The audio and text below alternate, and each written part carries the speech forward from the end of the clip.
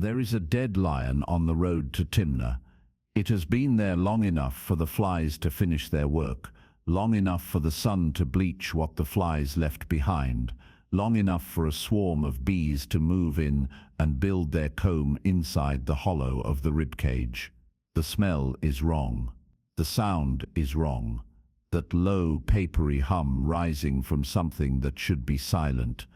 And a young man crouches beside it in the dust, reaches his bare hand into the cavity where the bees are working, scoops out a palmful of honey and eats it.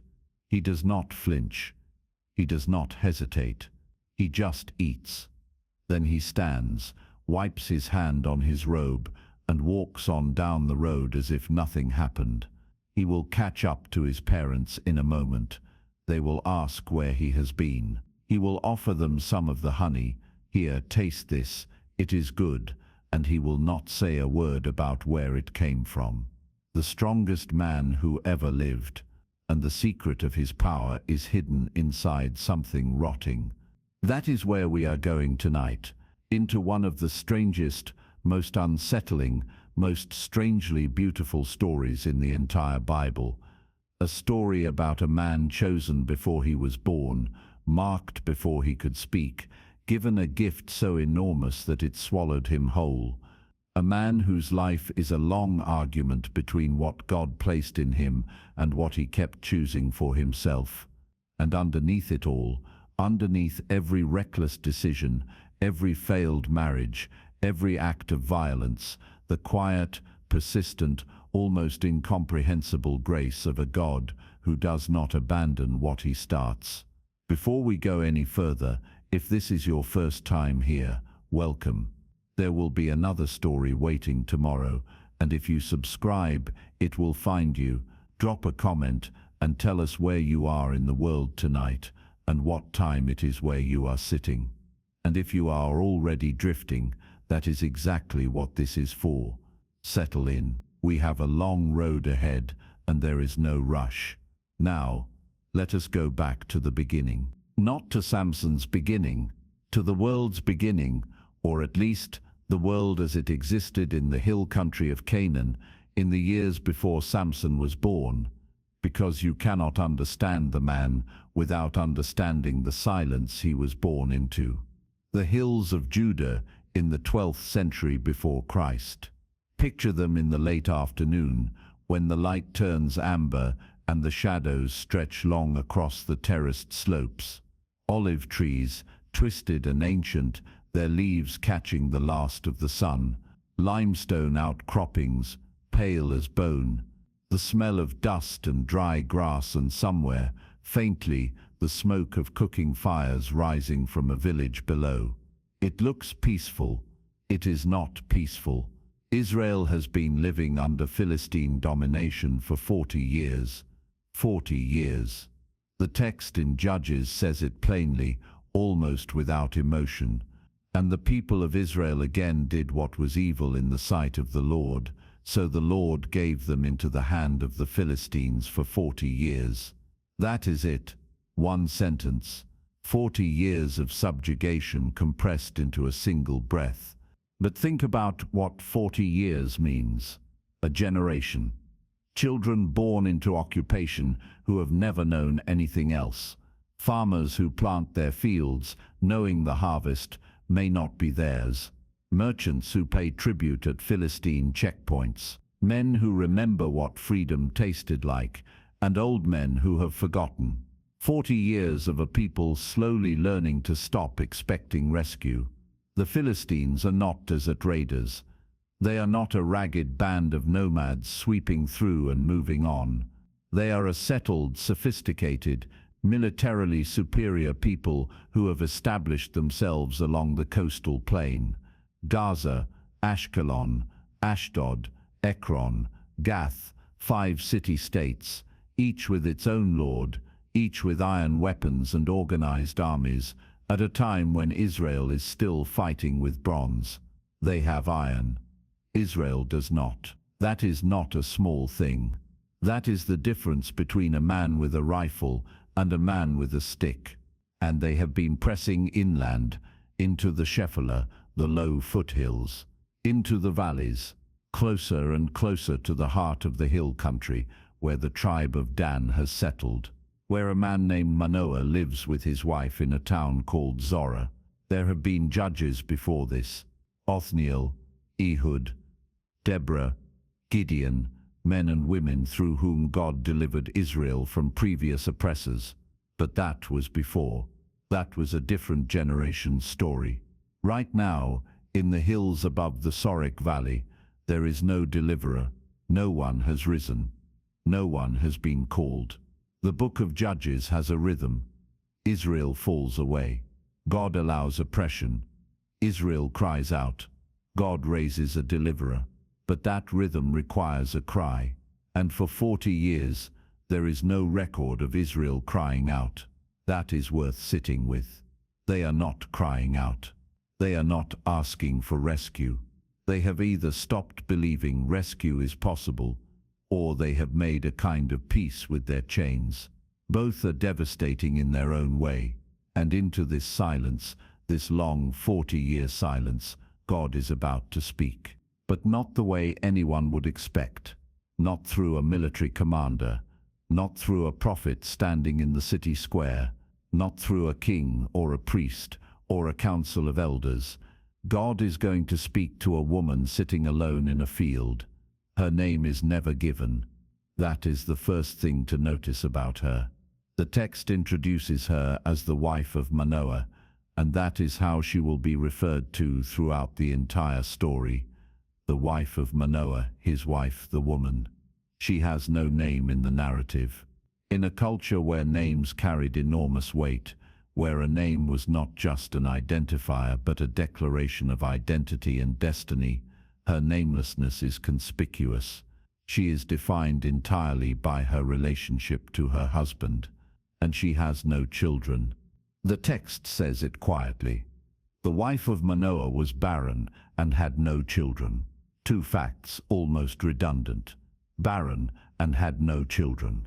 As if the text wants to make sure you feel the full weight of it. Not just the biological reality. The social reality. In the ancient world, a woman's worth was measured in large part by her ability to bear children, and most especially sons. A barren woman was not merely unfortunate.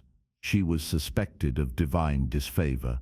She was incomplete in the eyes of her community, in the eyes of her husband, perhaps in her own eyes.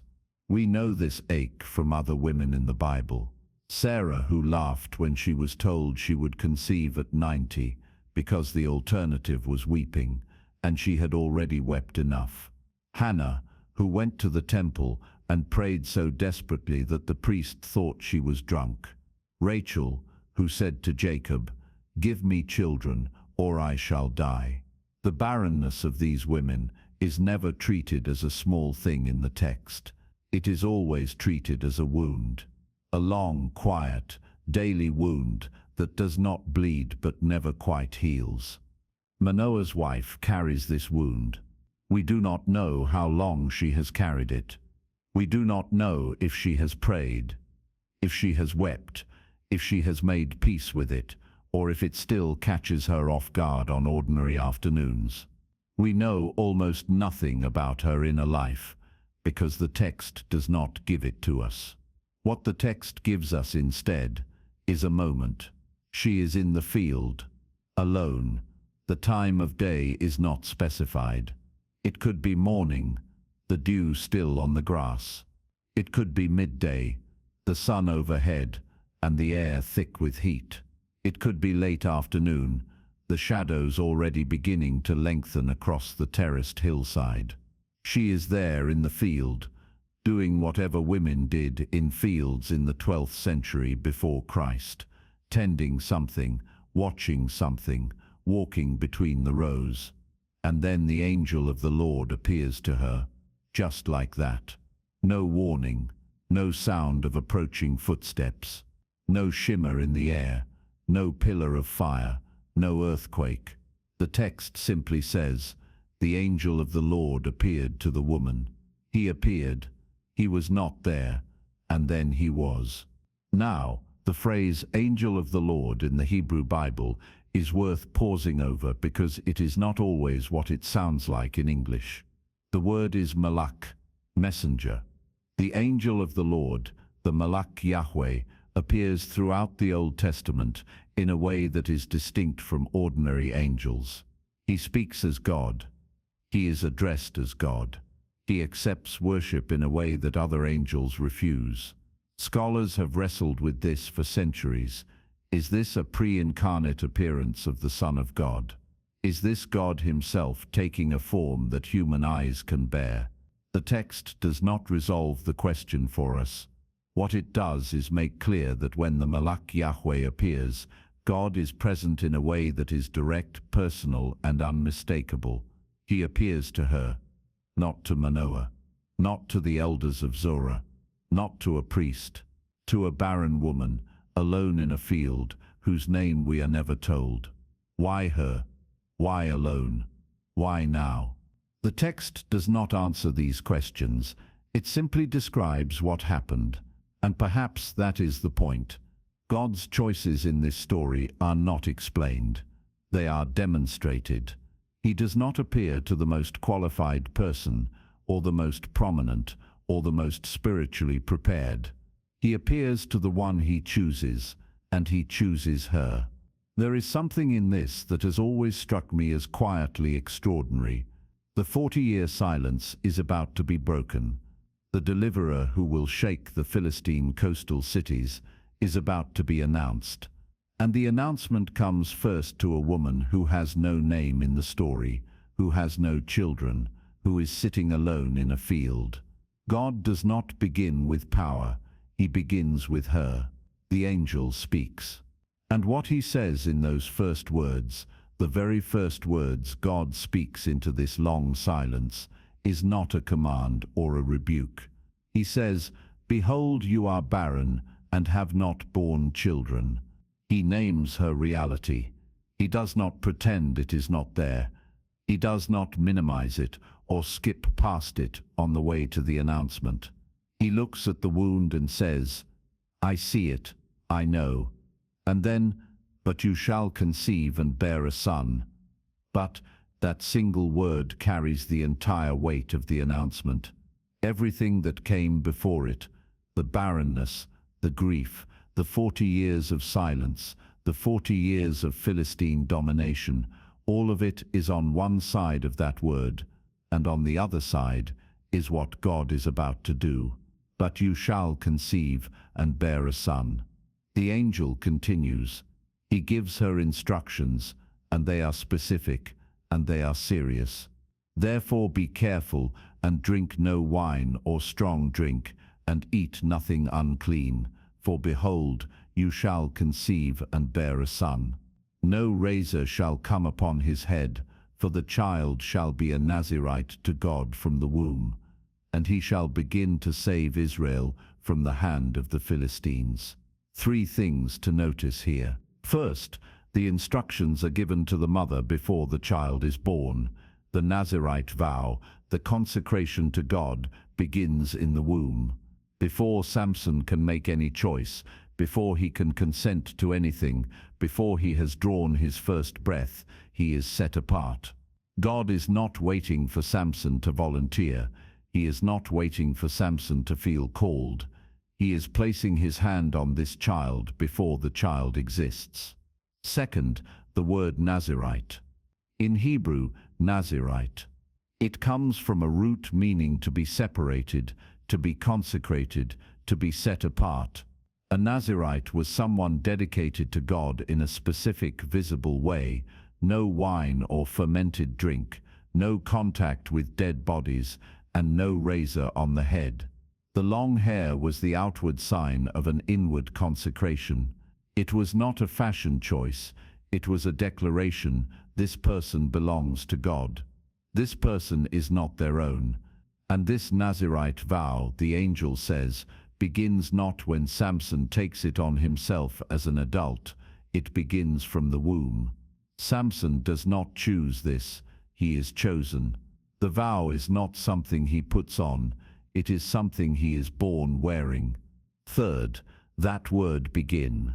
He shall begin to save Israel from the hand of the Philistines. Not complete, not finish. Begin. The angel is telling her, and through her telling us, that what this child will do is not the whole deliverance. It is the start of something. The full liberation of Israel from the Philistines will come later, through other hands, in other generations. Samson is the opening movement of a much longer story. That word begin will echo through everything that follows. Every act of violence, every burned field, every shattered gate, all of it is a beginning, not a conclusion. She goes home and tells her husband. Picture Manoah receiving this news. His wife comes in from the field, and her face is different. Something has happened to her face. She tells him, "A man of God came to me. His appearance was like the appearance of the angel of God, very awesome. I did not ask him where he came from, and he did not tell me his name.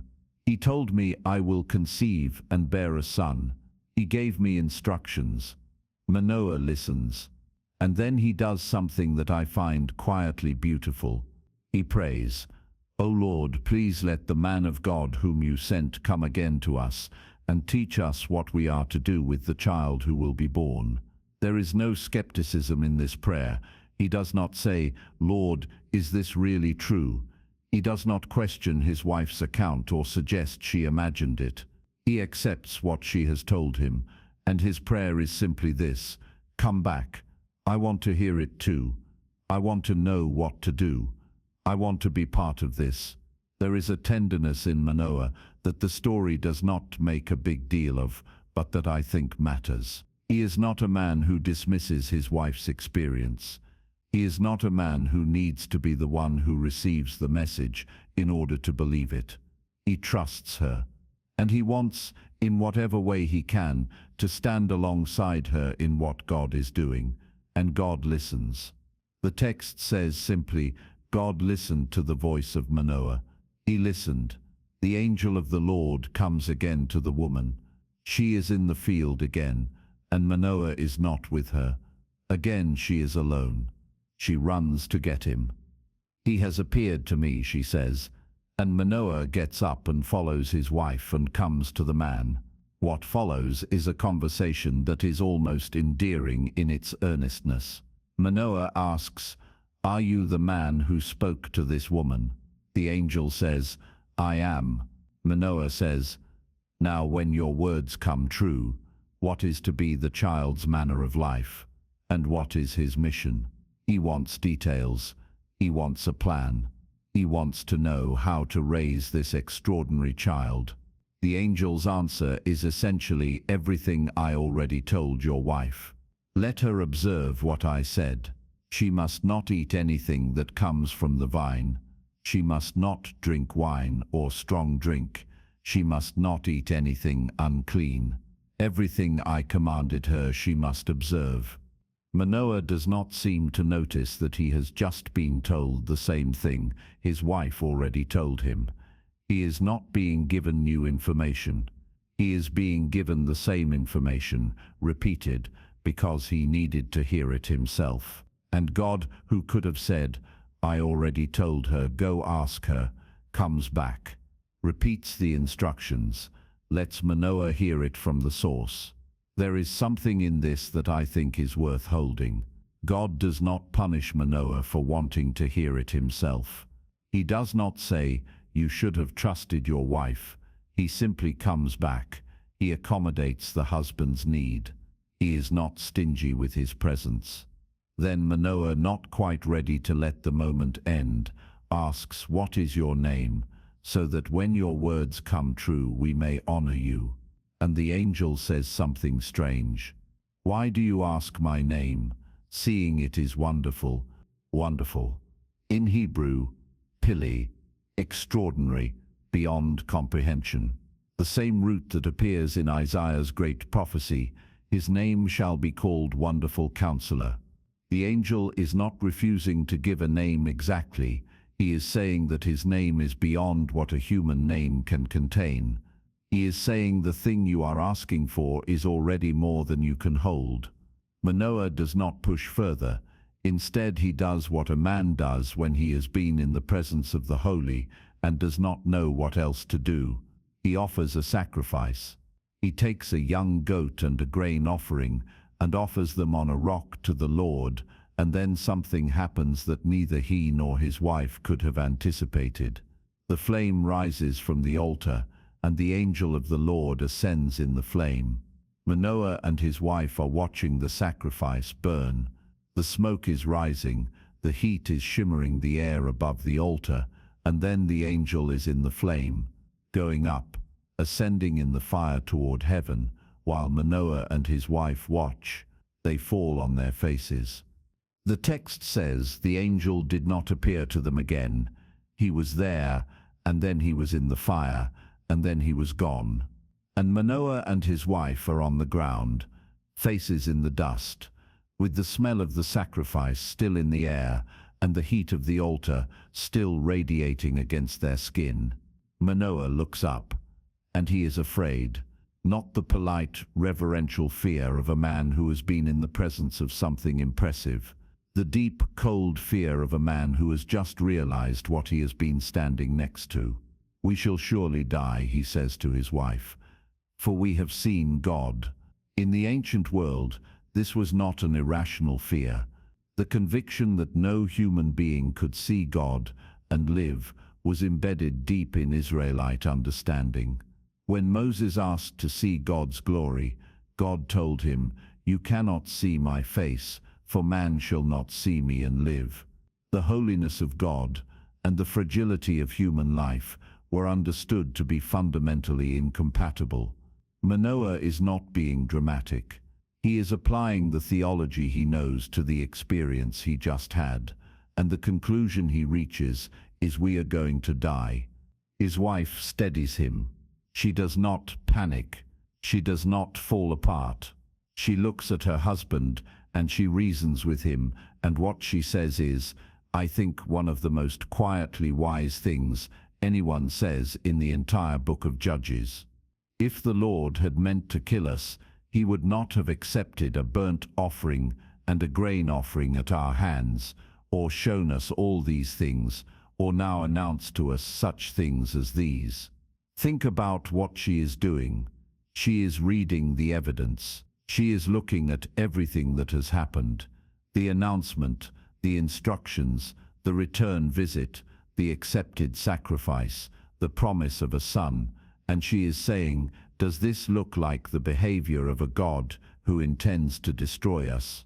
Everything he has done has been toward life, toward a future, toward a child who does not yet exist. A God who means to kill you does not first give you a reason to live. She is not dismissing the holiness of God. She is not saying Manoah's fear is foolish. She is saying, look at what he has actually done, and let that tell you something about what he intends. This unnamed woman, this barren woman whose name we are never told, is the wisest person in the room. She steadies her husband with theology he should have thought of himself, and she does it without a trace of condescension. Manoah's wife. She will give birth to Samson. She will raise him. She will watch him grow into the most extraordinary and most self-destructive person in Israel. And we will never know her name. But God knew where to find her. In the fullness of time she conceives. She bears a son, and she names him Shimshon, Samson. The name likely comes from Shemesh, the Hebrew word for son, the sun child, the radiant one, born into a land under shadow, carrying light in his name. He grows, he is a boy, and then a young man. And the text says something in passing that is easy to miss.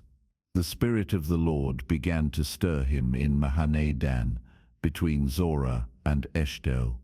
Mahaneh Dan, the camp of Dan, the place where the tribe of Dan had settled, in the hill country between Zorah and Eshtaol, in the shadow of the Sorek Valley, with the Philistine coastal plain visible in the distance on clear days.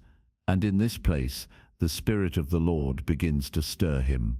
The word in Hebrew is payam, to strike, to thrust, to move with force, like a hammer striking metal, like a heartbeat. The Spirit of God is striking something in Samson, moving in him, and the movement is beginning. Not fully expressed yet, not erupting yet, just beginning to move. Like water beginning to heat before it boils. Like a fire beginning to catch. Before the violence, before the women, before the riddles and the foxes and the jawbone and the prison. Before all of it, he is a boy in the hills of Dan, and God's Spirit is beginning to move in him. I want you to hold that image for a moment. Just a moment. Because the story is about to get complicated, and I want you to remember, when it does, that it started here, in the hills, with a young man in whom something holy was beginning to stir. He is a young man now, and one day he goes down to Timnah. Timnah is in the Sorek Valley, in the lowlands, in the borderlands between Israelite territory and Philistine territory. It is a short walk from Zorah, maybe 4 miles downhill, from the limestone heights into the valley where the grapes grow, and the air is warmer and the roads are wider, and the people are different. Philistine different.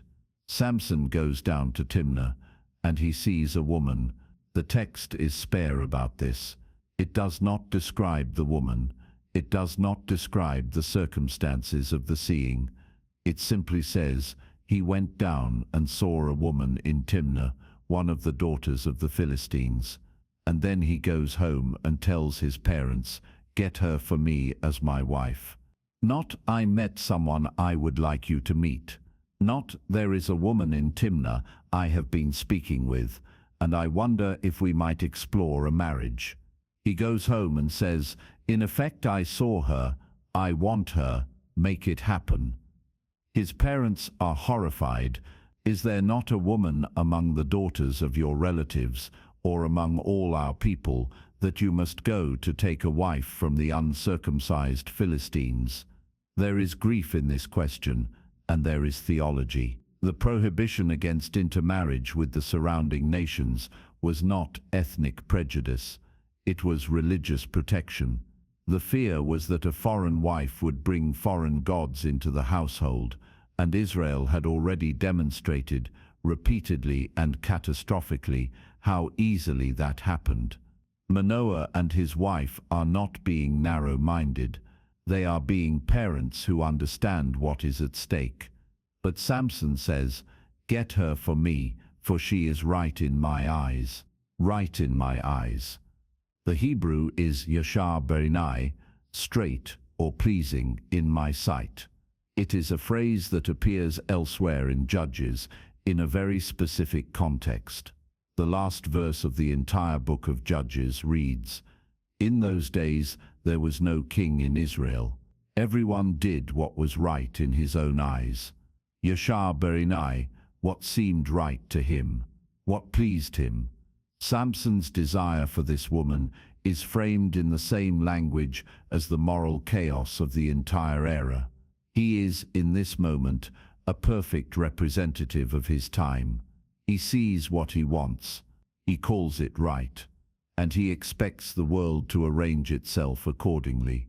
But here, and this is where the story becomes genuinely strange, the narrator steps out of the scene for a moment and tells us something that Samson's parents do not know, something that Samson himself may not know. Judges chapter 14 verse 4. His father and mother did not know that it was from the Lord, for he was seeking an opportunity against the Philistines. Read that again slowly. His father and mother did not know that it was from the Lord. God is working through what looks like a reckless young man's lust. The desire that horrifies Manoah and his wife, the choice that seems like pure self-indulgence, the demand that sounds like nothing more than a young man who saw something he wanted and refused to be told no. God is in it. God is using it. God is, in fact, the one who is seeking the opportunity here and he is seeking it through Samson's eyes. This is one of the most theologically unsettling sentences in the book of Judges. It does not say God approved of Samson's behavior. It does not say God endorsed the marriage or that the desire was holy. It says God was working through it. There is a difference. God is not the author of Samson's lust, but he is sovereign over it. He can take what is broken and use it for what is true. He can work through the crack in the vessel without the crack being his design. The Philistines are Israel's oppressors. They need to be confronted, and God is going to use Samson's restless, undisciplined eyes to manufacture the confrontation. The man who cannot control what he wants will become the instrument of what God intends. There is something in this that I find both humbling and strangely comforting, not because it gives us license to follow every desire and call it God's will, but because it means God's purposes are not derailed by human weakness. He is not waiting for a perfect vessel. He is working through the imperfect one that is actually available.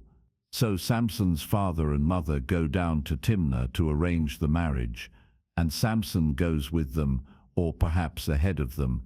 The text is slightly ambiguous, and somewhere in the vineyards of Timnah something happens. A young lion comes roaring toward him. Picture the road from Zorah to Timnah. You are descending from the limestone heights into the valley. The path winds between vineyards, the vines heavy with late summer grapes, the air thick with the sweet, fermenting smell of fruit. The afternoon is hot. The cicadas are loud. And then movement in the vines, a flash of tawny fur, the sound of something large moving fast. A young lion, not a cub, but a young male, big enough to kill a man, fast enough to catch one. It comes roaring out of the vineyard at Samson, and the Spirit of the Lord rushes upon him. There it is. For the first time in the story, the phrase that will mark every major turning point in Samson's life. In Hebrew, Vatet slach ruach Yahweh, and the Spirit of the Lord rushed upon him. The word for rushed, salak, carries the sense of something surging forward, breaking through, overwhelming. It is not a gentle movement. It is not a quiet inspiration. It is a rushing, a breaking through. The Spirit of the Lord rushed upon him, and he tore the lion in pieces as one tears a young goat. As one tears a young goat.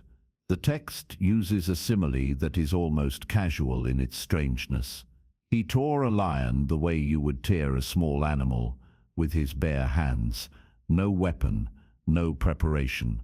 The lion came roaring, and Samson reached out, and the lion was in pieces. And then he told no one. He did not tell his father. He did not tell his mother. He went down and spoke to the woman, and the text says he told no one what he had done. Think about what it means to carry something like that and say nothing. He has just killed a lion with his bare hands. He is a young man. Most young men who had done something like that would tell everyone they knew. They would tell it once, and then again with embellishments, and then again with more embellishments, until the lion was the size of a horse, and the fight lasted an hour. That is what young men do with their victories. Samson says nothing. Why? The text does not tell us. Maybe he does not want to explain the Spirit. How do you explain that? How do you describe what it felt like when the power came on him, when something beyond himself moved through his muscles and his hands? Maybe he does not want questions he cannot answer. Maybe he is protecting something he does not fully understand. Maybe the silence is instinctive. A knowledge, however dim, that what happened was sacred and should not be turned into a story. Or maybe, and I think this is worth considering, maybe the silence is the first sign of a pattern that will define his life. Samson keeps secrets. He carries things alone. He does not share what is happening inside him, not with his parents, not with his companions, not with the women he loves.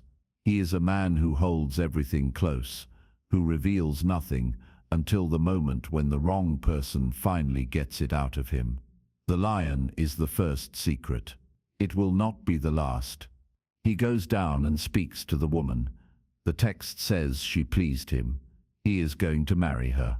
He goes back to his family, and the arrangements are made, and time passes. Then he returns to Timnah for the wedding.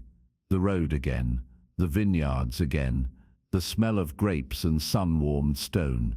And Samson turns aside from the path to look at the carcass of the lion he killed. It has been weeks, maybe months. The body has dried in the sun. The flesh is gone. The bones are bleached. And inside the ribcage, bees, a swarm of bees has moved in and built their comb in the hollow of the lion's chest.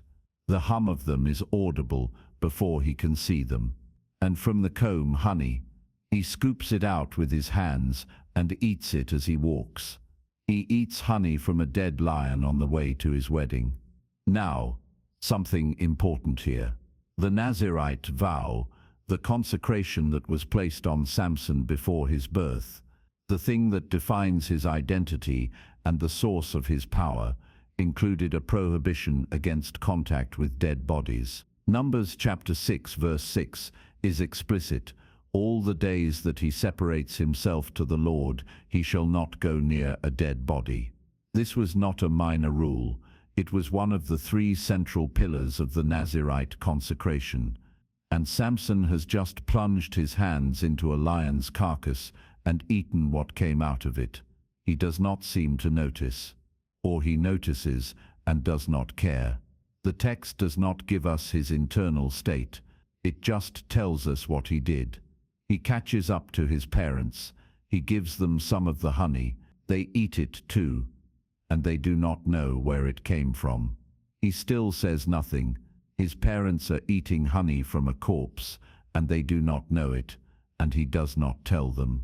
The image is extraordinary, and I think the text intends it to be life from death, sweetness from violence, nourishment from something that should have been left alone. And the man who brings it to his family cannot tell them the truth about it, because the truth would raise questions he is not ready to answer.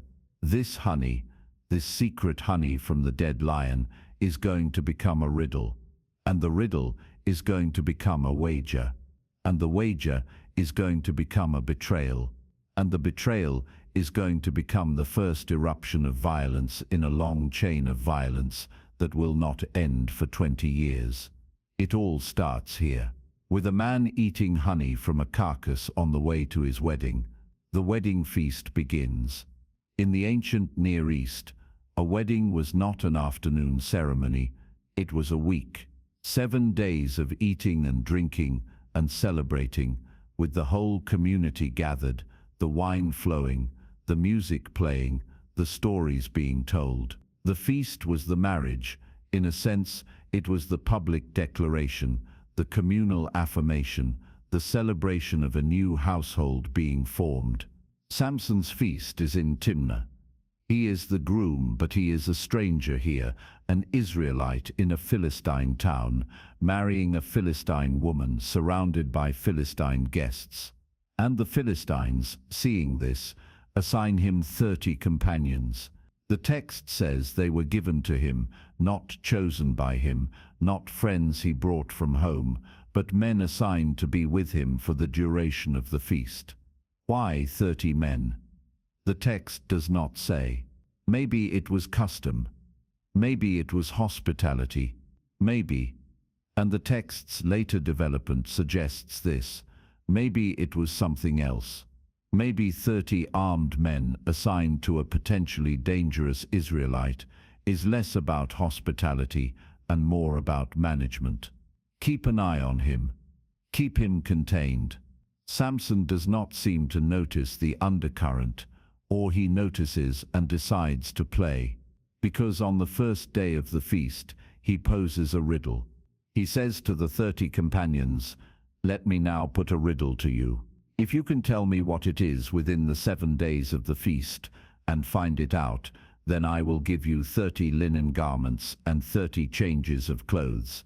But if you cannot tell me what it is, then you shall give me 30 linen garments and 30 changes of clothes. They agree. Tell us your riddle.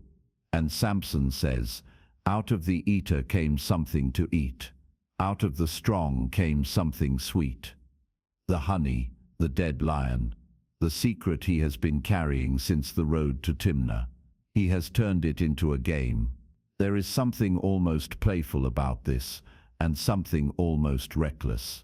He is at his own wedding feast, surrounded by men who are not his friends, in a city that is not his home, and he is gambling 30 garments on a riddle that no one can possibly solve unless they know about the lion.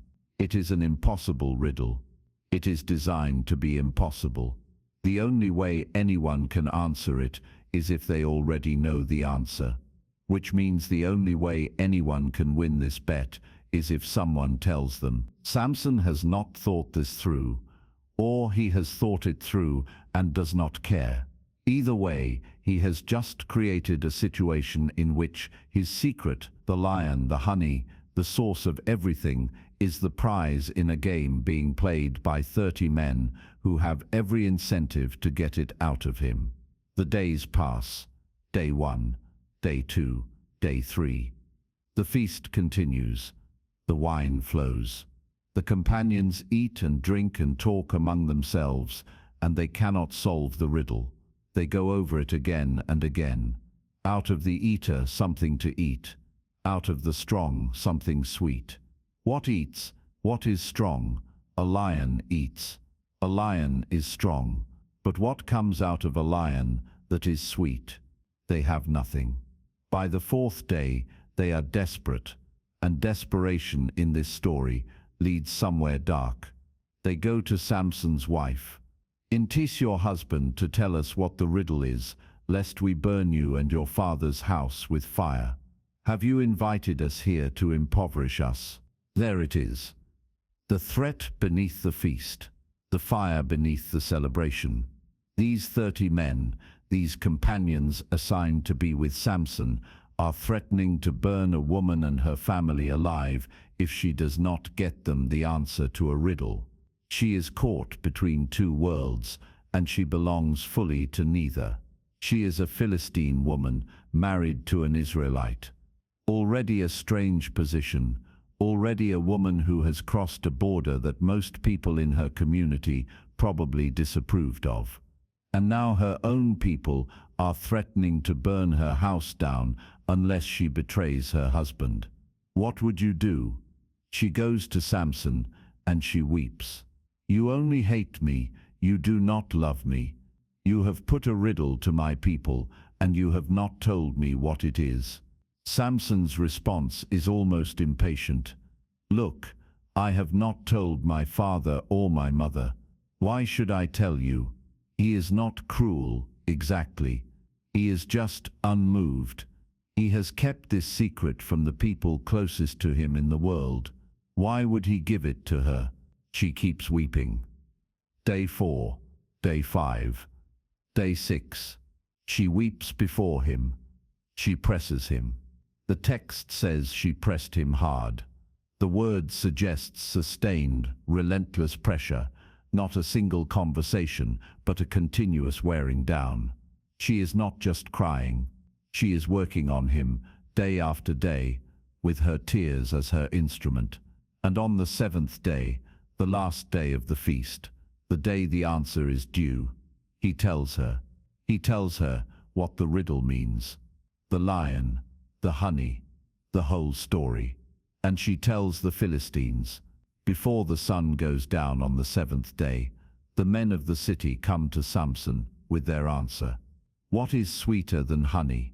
What is stronger than a lion? He knows immediately.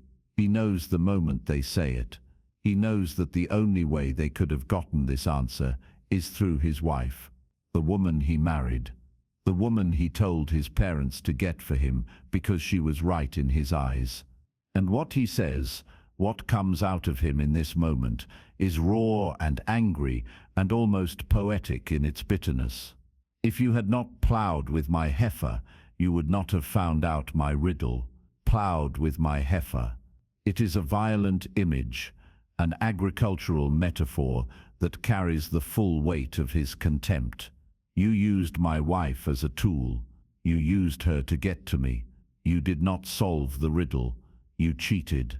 He is right. And he is also, in a way he cannot see yet, already trapped in a pattern that will define his life. He has a secret. Someone close to him extracts it. The secret becomes a weapon used against him, and his response is fire. It will happen again and again until the fire burns everything down. But first, the debt. He made a wager. 30 linen garments and 30 changes of clothes. He owes 30 outfits to 30 men who cheated to win them, and the Spirit of the Lord rushed upon him. There it is again. The same phrase, the same surge of divine power breaking through. He goes down to Ashkelon, not Timnah, not somewhere nearby, but Ashkelon, one of the 5 great Philistine cities on the coast, 20 miles away, and he strikes down 30 men of the city and takes their garments and gives the changes of clothes to the men who had answered the riddle. 30 men are dead in Ashkelon because of a riddle at a wedding feast. The Spirit of the Lord rushed upon him, and he paid his debt with the clothes off the backs of 30 corpses. Then he went back to his father's house in burning anger. The marriage is over before it began. He does not stay. He does not try to repair what happened. He walks away, burning, and goes home to Zorah. And his wife, the woman he saw in Timnah, the woman who seemed right in his eyes, the woman who wept before him for 7 days, is given to his companion. The man who had been his best man at the wedding receives the bride. The text mentions this almost in passing, a single sentence, and then the chapter ends. 30 men dead, a marriage destroyed. Samson alone in his father's house in burning anger, and God working through all of it. Time passes. We do not know how much. The anger cools or seems to cool, and at some point Samson decides to go back to Timnah. He is going to his wife.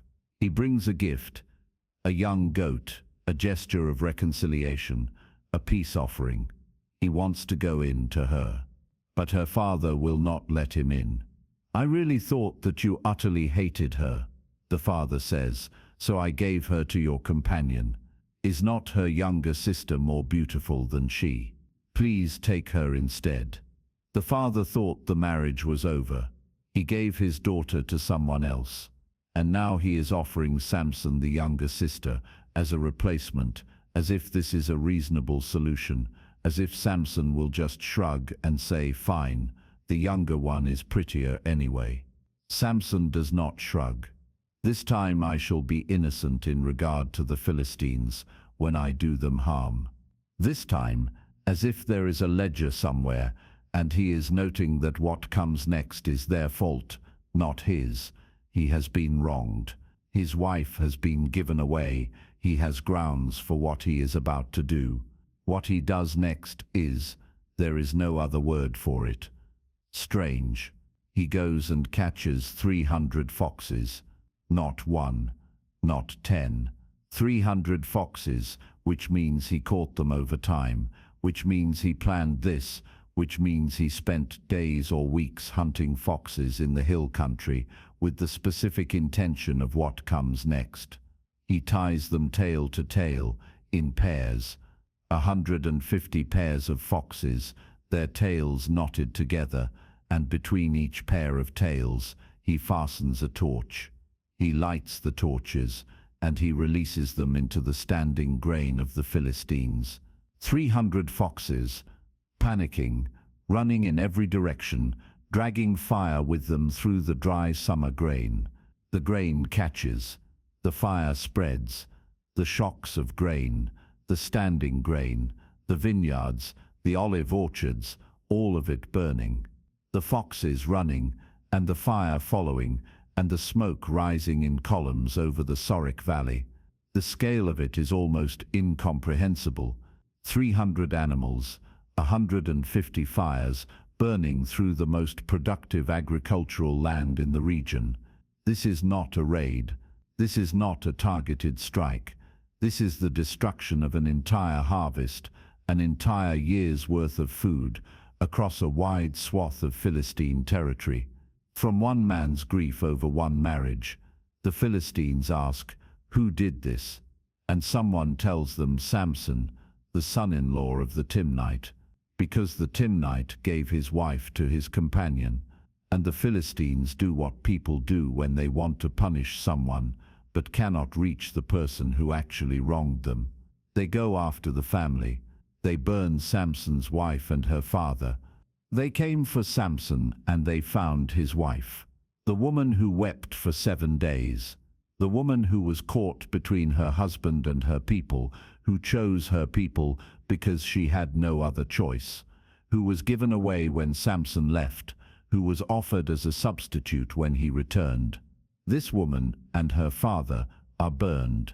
The thing she was threatened with, "We will burn you and your father's house," has happened. The men who made the threat carried it out, not as punishment for her failure, but as revenge for Samson's foxes. She did everything they asked. She got the answer. She told them, and in the end, they burned her anyway. Samson hears what they have done. "If this is what you do, I swear I will be avenged on you, and after that I will quit." And he strikes them hip and thigh with great slaughter. Hip and thigh. The phrase is a Hebrew idiom for a thorough, comprehensive defeat. You hit them in every part, you leave nothing standing. Great slaughter. The text does not give us numbers here. It just says great slaughter. And then he went down and stayed in the cleft of the rock at Etem. He is alone in a cave in the rock. The cycle has now fully engaged.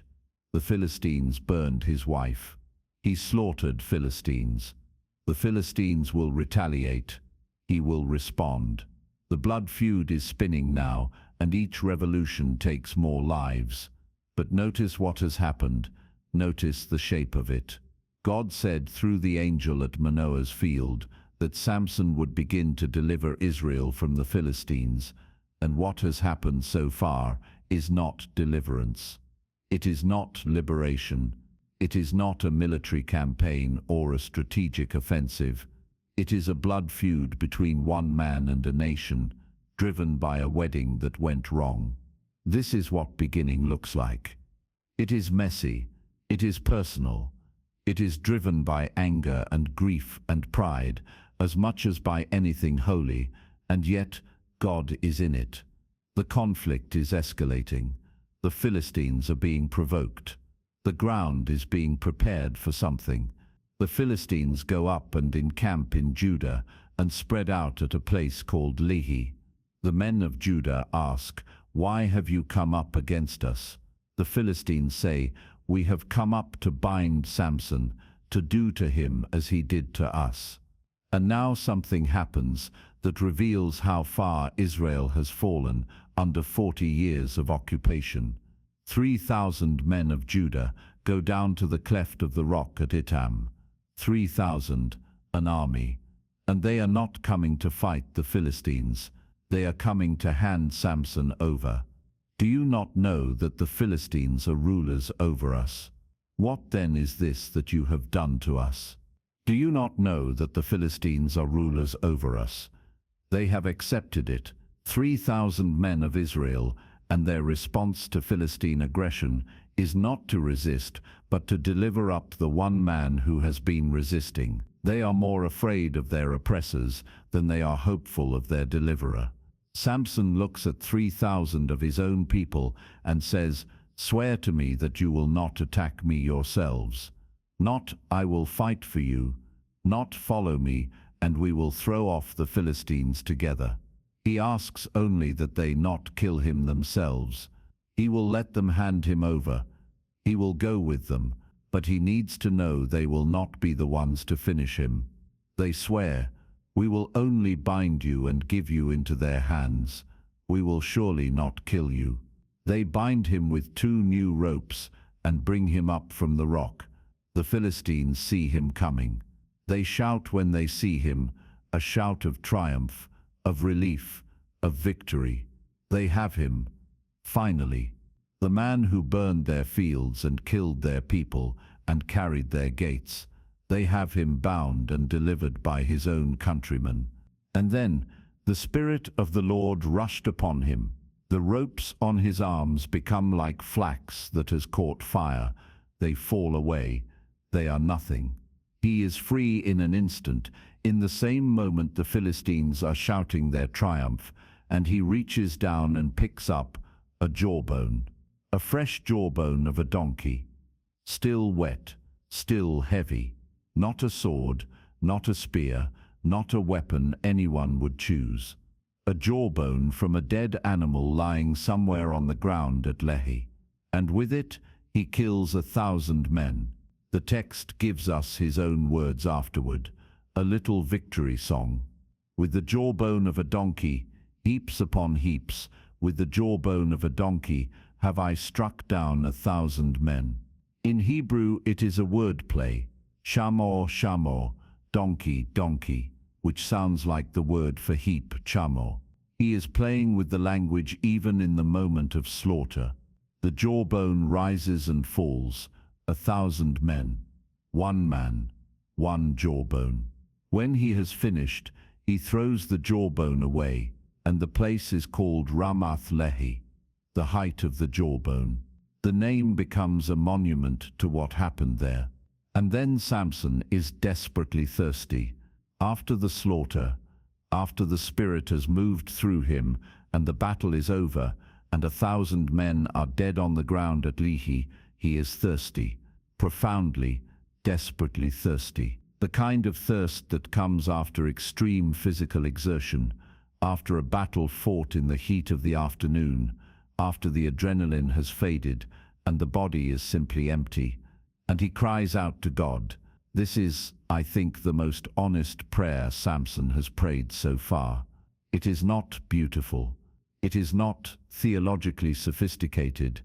It is not a prayer of surrender or repentance or worship. It is a man at the end of himself, speaking plainly to the God who just moved through him. You have granted this great salvation by the hand of your servant, and now I shall die of thirst and fall into the hands of the uncircumcised. There is something almost accusatory in it. You did this. You gave me this victory. You moved through me, and now I am going to die of thirst. After all that, he calls himself God's servant. He acknowledges that the salvation was God's, granted through his hand. He is not claiming the glory for himself, but he is also, and I find this strangely moving, he is also saying, I need something. I have nothing left. I need you to do something. And God does. God splits open the hollow place at Lehi, and water comes out of it. The Hebrew word for hollow place is maktesh, a mortar, a hollow in the rock, the kind of depression that collects water. Some translators render it as a spring, some as a hollow. What matters is not the geology. What matters is that Samson cried out, and God answered. That a man who has just killed 1,000 people with a donkey's jawbone is thirsty, and God provides water. Samson drinks. His spirit returns. He names the spring En-Hakor Ray, the spring of the one who called, the spring of the one who cried out. The name is a monument not to his strength, but to his need, and to the God who answered it. He judged Israel for 20 years in the days of the Philistines. The text says this almost as a footnote at the end of chapter 15, 20 years, 2 decades of Samson as judge of Israel, as the man through whom God maintained some kind of pressure on the Philistines, some kind of check on their dominance. We are not given the details of those 20 years. We do not know what they looked like day to day, whether there was relative peace, whether there were ongoing skirmishes, whether Samson built anything or governed anything, or simply existed as a kind of deterrent. What we know is that 20 years passed, and Samson was still Samson. Because when the text picks up again, it picks up with a single sentence that tells us everything about what those 20 years did and did not change. He is in Gaza, one of the 5 great Philistine cities, the stronghold of his enemies, the city of iron and commerce and Philistine power, and he sees a prostitute there, and he goes into her. The eyes again, always the eyes, always what they want. 20 years of judging Israel, 20 years of the Spirit moving through him, 20 years since the jawbone and the spring and the prayer, and he is still the man who sees what he wants and goes to it, without hesitation, without reflection, without any apparent awareness of what it costs. The Philistines hear that Samson is in Gaza, and they do what they have always done when they know where he is. They surround the city, they wait at the city gate all night. They are quiet, they are patient. In the morning they say, when there is light, we will kill him. They wait through the night, and Samson lies until midnight. Then he rises, and what he does next is again, there is no other word for it. Impossible. He takes hold of the doors of the city gate and the 2 posts, and he pulls them up, bar and all, the entire gate assembly. The doors, the doorposts, the crossbar that locks them, everything. He puts them on his shoulders, and he carries them to the top of the hill that is in front of Hebron. Hebron is not nearby. Hebron is in the hill country of Judah, roughly 40 miles from Gaza. 40 miles through the night, uphill, carrying the gates of a city on his shoulders. The gates of Gaza, the symbol of Philistine control over the region, the massive wooden and iron doors that closed and locked and said, nothing gets in or out without our permission. Samson pulls them out of the ground and carries them 40 miles and plants them on a hilltop. No one can hold me. That is what the gesture says. You surrounded the city. You waited all night. You thought you had me, and I walked out with your gates on my back. He does not fight the Philistines waiting at the gate. He does not kill anyone. He just leaves with their gates. As if the entire city's defenses were a minor inconvenience he dealt with on his way out of town. And then he goes home. 20 years.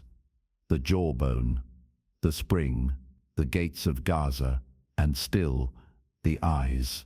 Still the same restless, ungovernable desire pulling him toward whatever it wants.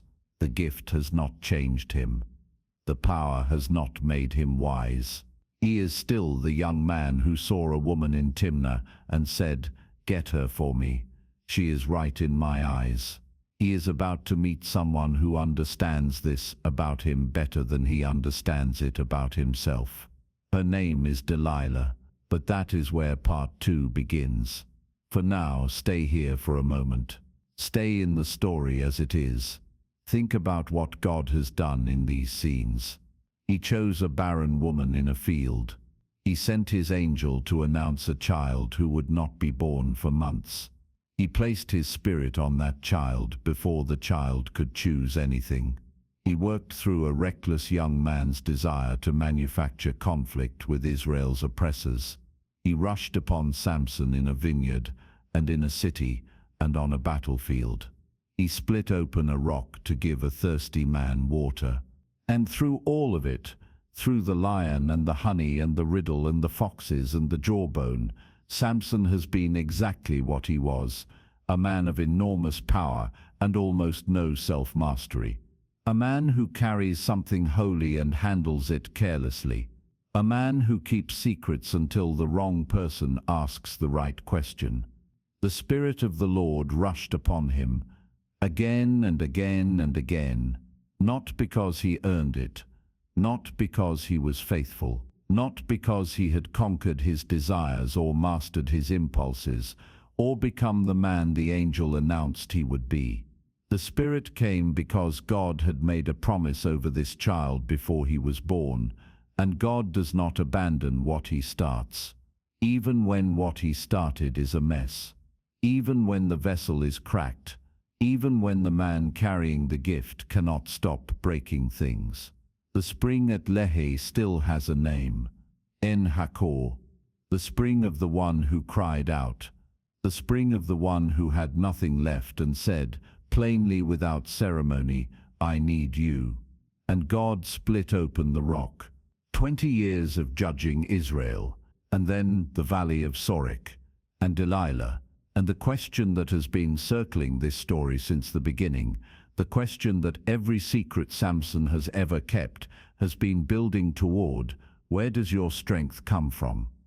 He is not there yet, but he is close, and the story is not finished.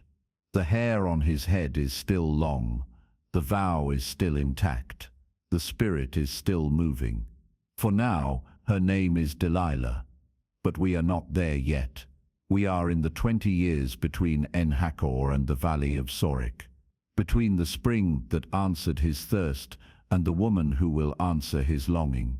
20 years of Samson judging Israel, and the text gives us almost nothing about them.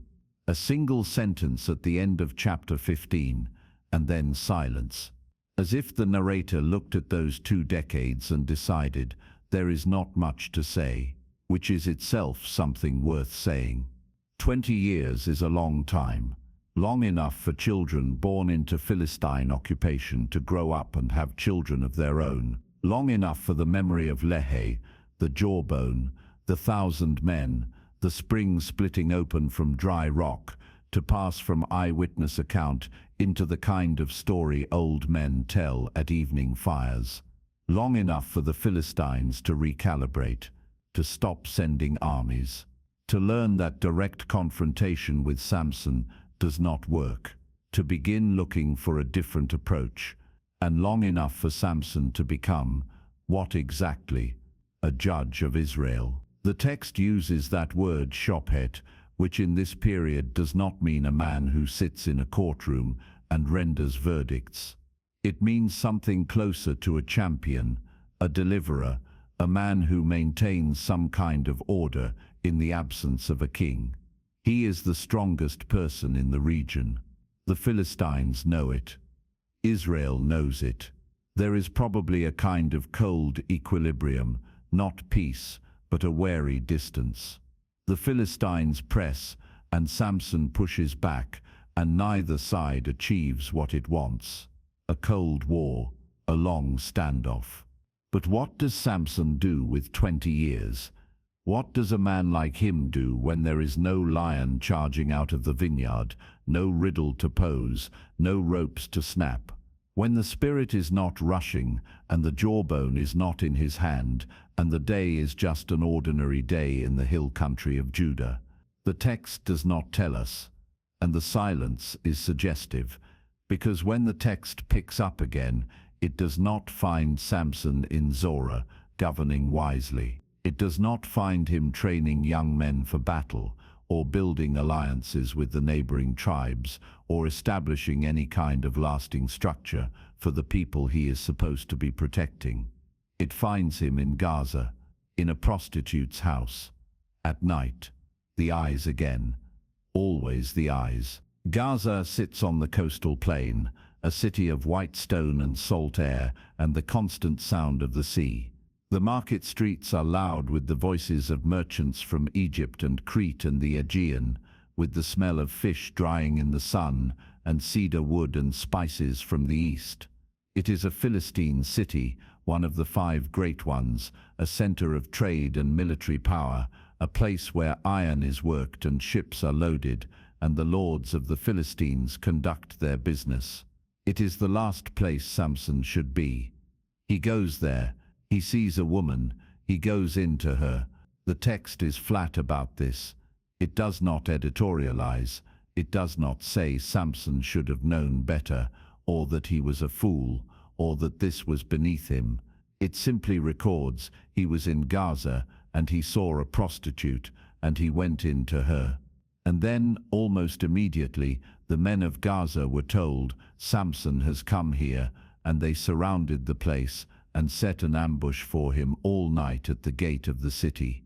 The city knows he is there. Word travels fast in a place like Gaza. A stranger, a big man, an Israelite, in a particular house in a particular part of the city. Someone sees, someone tells someone, and the Philistines, who have been waiting 20 years for an opportunity, move quickly. They surround the gate. They wait. They are quiet in the dark, outside the walls, crouched in the shadows of the gatehouse. Listening, they say to each other in the morning, when there is light, we will kill him. They are patient. They know he has to leave eventually. The gate is the only way out. They will be there when he comes. They wait all night, and Samson lies until midnight. Midnight. The city is quiet. The streets are empty. The Philistines at the gate are still there, still waiting, still certain that morning will bring their chance. They do not know what is happening inside the city. They do not know what Samson is doing, or thinking, or planning. They are watching the gate. And then Samson rises. He walks to the city gate. The great wooden doors, bound with iron, set in massive stone posts, barred with a heavy crossbar, the gate that controls everything that enters or leaves Gaza, the gate that the Philistines are waiting on the other side of.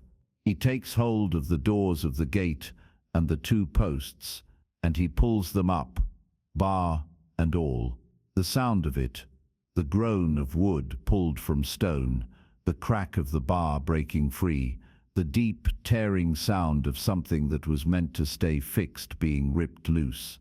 That sound must have been extraordinary. The men at the gate must have heard it. They must have frozen for a moment, uncertain what they were hearing, and then understood, and then it was too late. He puts the doors and the posts on his shoulders, and he carries them to the top of the hill that is before Hebron, 40 miles. Through the dark, uphill, carrying the gates of Gaza on his back. Let that image breathe for a moment. The road from Gaza to Hebron climbs from the flat coastal plain up through the Shephelah, through the foothills, into the limestone heights of the Judean hill country. It is not an easy road in daylight. At night, with the weight of a city gate on your shoulders, it is something that should not be possible. And yet the text records it simply, without embellishment, as if the narrator has long since stopped being surprised by what Samson can do when the Spirit is moving through him. He sets the gates down on the hilltop. No one is there to see it. No crowd, no army, no witness to record the moment. Just the gates of Gaza on a hilltop in the dark, and Samson walking away. The statement he is making is not for any audience, it is just true. You cannot hold me. You surrounded the city. You waited all night. You thought the gate was enough. It was not. He walks home, and then the valley of Sorek.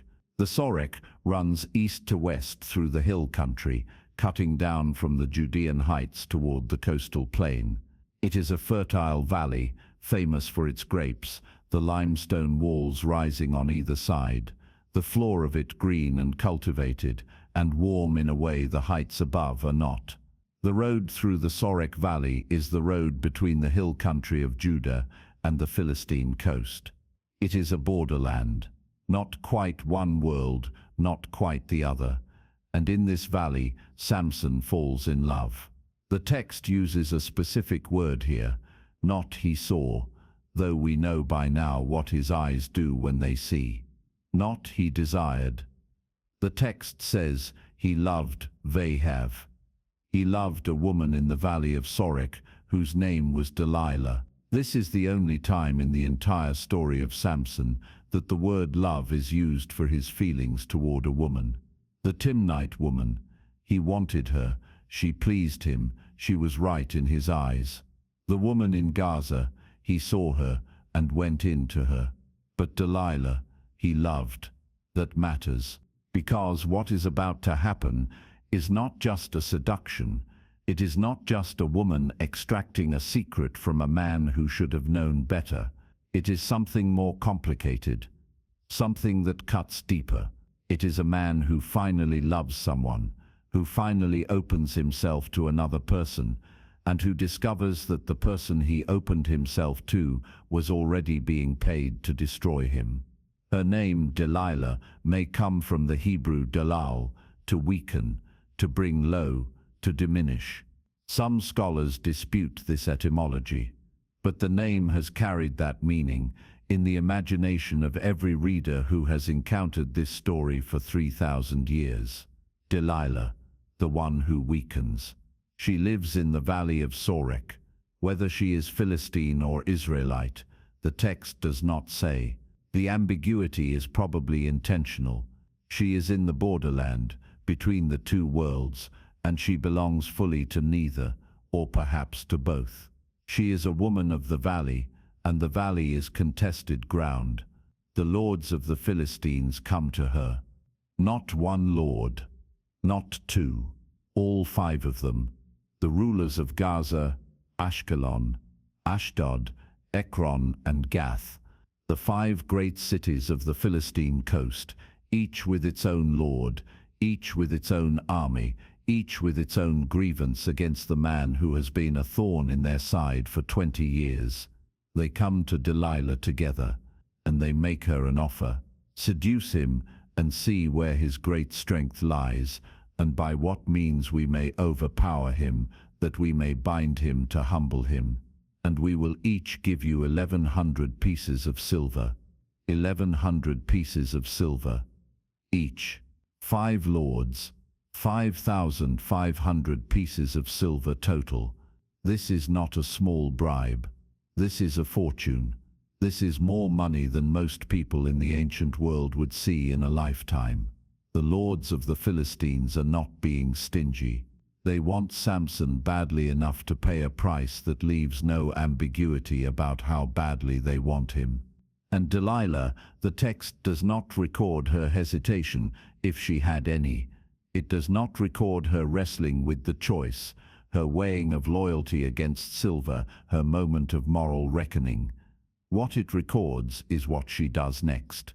She asks Samson the question. I want to be careful here about how we read Delilah.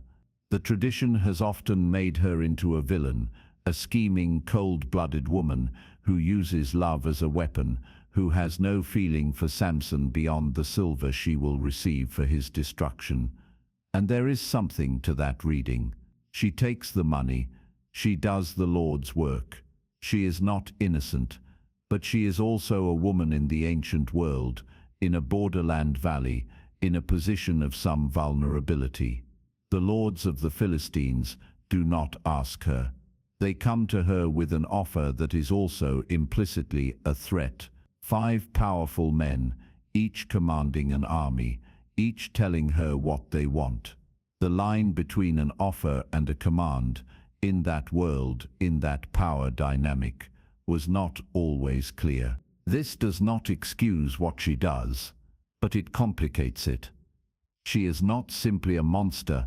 She is a person making a choice in a situation that is more constrained than it looks, for reasons that are more tangled than simple greed. She is doing, under pressure and for payment, what Samson's first wife was threatened into doing for free. The pattern is the same. The stakes are higher. She says to him, "Please tell me where your great strength lies and how you might be bound, that one could subdue you." She does not dress it up. She does not approach the question sideways or disguise it as something else. She asks it directly. Where does your strength come from? How could someone tie you up? And Samson, who has kept his secret through a wedding feast and a week of weeping and 30 men's deaths, Samson plays. If they bind me with 7 fresh bowstrings that have not been dried, I shall become weak and be like any other man. 7 fresh bowstrings. The gut or sinew of an animal, still moist, still supple, still strong. It is a plausible answer, something that sounds like it could be true, and it is a lie. A deliberate, calculated lie. He is testing her. He is playing a game. He knows what she is doing, or suspects it, and he is giving her something false to see what she does with it.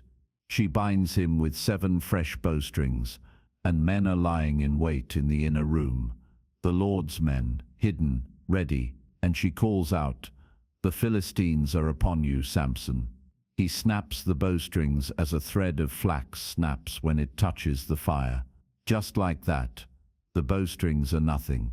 The men in the inner room are irrelevant. He is free before the danger has time to materialize. And Delilah says, "You lied to me. Tell me how you might really be bound." The game continues. New ropes. She asks again, "Tell me." He says, "Bind me with new ropes that have never been used." New ropes, unused, at full strength. She binds him. The men are in the inner room again. She calls out, "The Philistines are upon you." He snaps the ropes from his arms like thread. 2 lies, 2 attempts.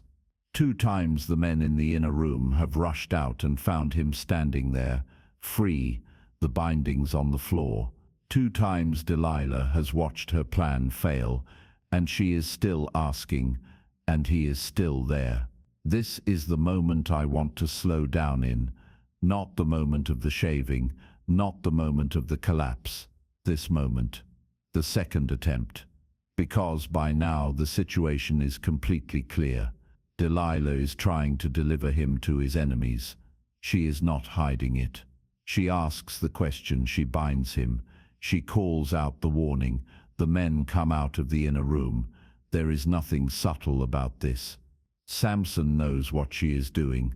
He has watched it happen twice. He gave her 2 false answers specifically because he knew she would test them, which means he knew she was working with the Philistines before the first attempt.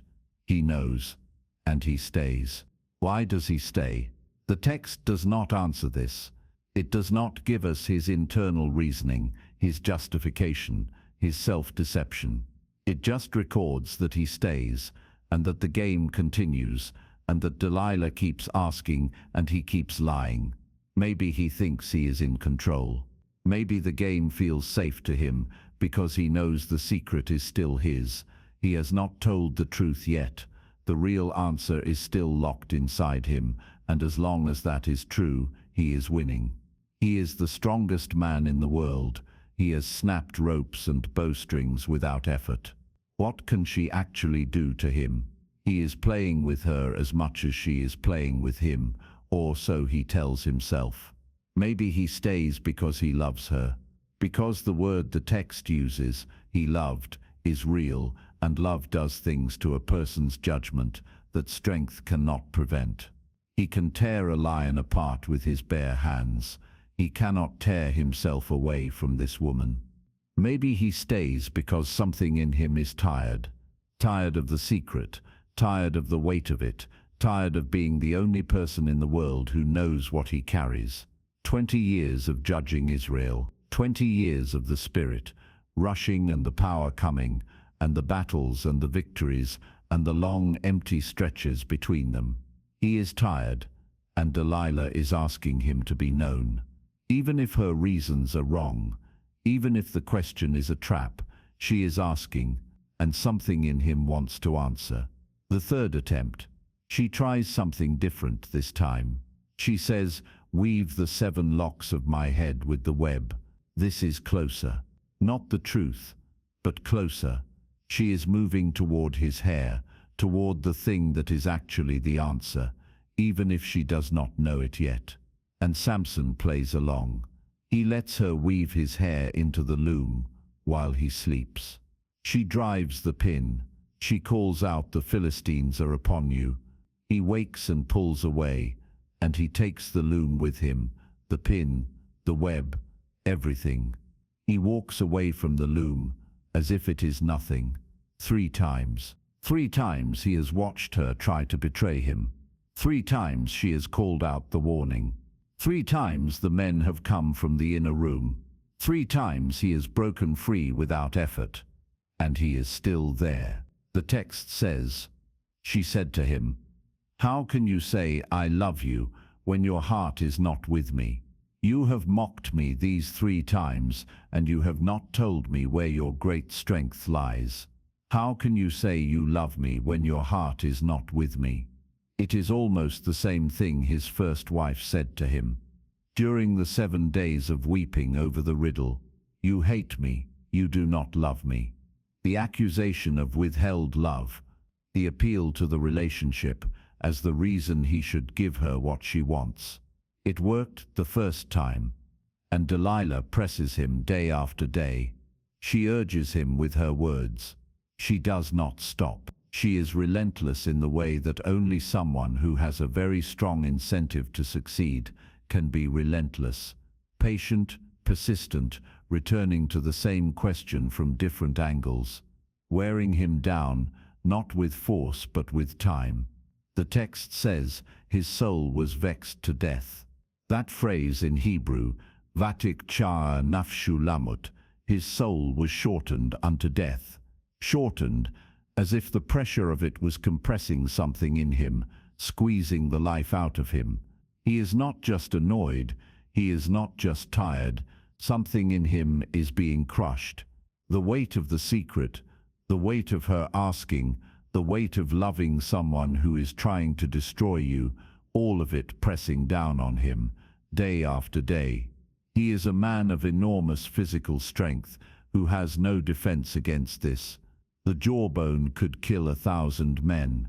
It cannot stop a woman who loves him, or who says she loves him, from asking the same question every day until he breaks.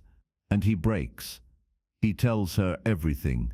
"A razor has never come upon my head, for I have been a Nazirite to God from my mother's womb. If my head is shaved, then my strength will leave me, and I shall become weak and be like any other man." He has said it. Sit with that for a moment. He has said the thing that was never supposed to be said, the thing the angel told his mother before he was born, the thing that defined him before he could define himself. The Nazirite vow, "No razor shall come upon his head." It was not his secret to keep or give away. It was God's mark on him. It was the sign of a consecration that began in the womb and was supposed to last his entire life. And he has handed it to a woman who has already tried 3 times to deliver him to his enemies. Why? I have thought about this for a long time, and I do not think there is a single clean answer. I think there are several true things happening at once. He is exhausted. The vexing to death is real. He cannot sustain the weight of the secret against the daily pressure of her asking. He loves her, or he loves something he has named love, something that has gotten into him more deeply than any previous attachment. And love, in its distorted forms, can make a person want to be fully known even when being fully known is dangerous. He wants her to have all of him, even the part that should not be given. And I think, and this is the hardest thing to say, I think some part of him is done carrying the weight of what he is. Done being the man with the secret, done being the judge of Israel, the strongest man alive, the vessel of God's Spirit. He has been carrying this since before his birth. He did not choose it. It was placed on him, and he is tired of it. When he says, "I have been a Nazirite to God from my mother's womb," hear what is in that sentence. From my mother's womb. He did not choose this. It was given to him before he existed. And now he is giving it away. And maybe there is some part of him that feels in this terrible moment something like relief. The word for Nazirite, Nazir, means separated, set apart. He has been separated his whole life from wine, from dead things, from the ordinary life of an ordinary man. He has been set apart and marked and used and moved through, and he has never, not once in the entire story, asked for any of it. Now he is giving it back. Delilah sees that he has told her all his heart. The text uses that phrase, kol libo, all his heart. She recognizes it. She has heard him lie 3 times, and she knows what a lie sounds like from him, and this is not a lie. This is different. This is the whole of him, finally opened. She sends for the lords of the Philistines. Come up this once, for he has told me all his heart. They come, with the money in their hands. The text is specific about this, the money in their hands. They have been waiting. They have the silver ready. They come up to her with the payment already counted out, because they knew this day would come. They just had to wait for it. The transaction is complete before the shaving begins. His soul priced at 1,100 pieces of silver each. 5 lords, 5,500 pieces of silver for the secret of Samson, for the thing the angel told his mother in a field before he was born. She makes him sleep on her knees. This is the detail that breaks me a little. Every time. Not the shaving, not the blinding. This, she makes him sleep on her knees. He is lying with his head in her lap, the way a child rests with a mother, the way a man rests with a woman he trusts completely. He is asleep. He is vulnerable in the most ordinary human way, not weakened by any supernatural force, just sleeping, resting. His head on her knees, and she calls a man to shave the 7 locks of his head. 7 locks, the long hair of the Nazirite, the visible sign of his consecration, the outward declaration that this person belongs to God, shaved away, lock by lock, while he sleeps. She begins to torment him. The text says she afflicted him. The word is Anna, to humble, to afflict, to bring low. She is already working on him before he wakes, pressing on him, testing him, and his strength is leaving him. It is leaving him with the hair. The 2 things are going together, the vow and the power, the consecration and the gift. They were always the same thing. His strength leaves him. And then she calls out, "The Philistines are upon you, Samson." He wakes from his sleep, and he thinks he will go out as before and shake himself free. He did not know that the Lord had departed from him. He did not know. Read that sentence again. Slowly. He did not know that the Lord had departed from him. This is the most devastating sentence in the story. Not the blinding, not the prison, not the death. This, the moment when a man wakes up and reaches for something that is no longer there and does not know it is gone. He has done this before, woken up with the power already moving, the spirit already rushing, the ropes already burning away from his arms. He has felt it so many times that he assumes it will be there. He shakes himself. He stands. He goes to the door. He is ready to do what he has always done. And there is nothing. The Lord has departed from him. In Hebrew, the verb is sir, to turn aside, to depart, to withdraw. The same word used when God withdraws his presence, when the Spirit leaves. It is not an angry word. It is not a word of condemnation or punishment. It is simply a word of absence. The Lord turned aside from him. He did not know. Think about what this means. He has carried the Spirit of God his entire life, from before his birth. He has felt it rush upon him in the vineyard, and at Ashkelon and at Lehi. He has felt it so many times that he has perhaps stopped distinguishing between the Spirit's power and his own. Maybe he has forgotten, somewhere in 20 years of victories, that the strength was never his, that the gift was always borrowed, that the consecration he was born wearing was the condition of everything. He did not know. He does not know until the Philistine sees him, until the hands are on him and he cannot break free. until the ropes hold, until the men who have been waiting, who have been thwarted 3 times, who have been waiting 20 years for this moment, until they have him. And he cannot stop them. They seize him. They gouge out his eyes. The text is plain about this. They gouge out his eyes. The man whose eyes have driven every decision of his life, the eyes that saw the woman in Timnah and wanted her, the eyes that saw the prostitute in Gaza and went to her, the eyes that have been the instrument of his undoing, again and again, they take his eyes. He is blind. They bring him down to Gaza, the city where he once carried the gates on his shoulders, the city he walked out of at midnight with the doors of the gate on his back, 40 miles to Hebron, as if the Philistines' greatest stronghold was a minor inconvenience. They bring him back to Gaza. They bind him with bronze shackles, and he grinds at the mill in the prison, the strongest man who ever lived, blind, in chains, doing the work of a slave. The mill was the lowest labor, repetitive, exhausting, the work assigned to prisoners, and the lowest of servants. Round and round the millstone, all day, in the dark. The man who killed 1,000 men with a jawbone, grinding grain in a Philistine prison, Gaza. He is in the city where he once walked free at midnight, where he once pulled the gates from the ground as if they were made of paper. He is in that city now, and he cannot leave, he cannot see, he cannot break his chains. He is grinding at the mill, and the Philistines have won, or they think they have. But here is the sentence that changes everything. One sentence. Judges chapter 16, verse 22.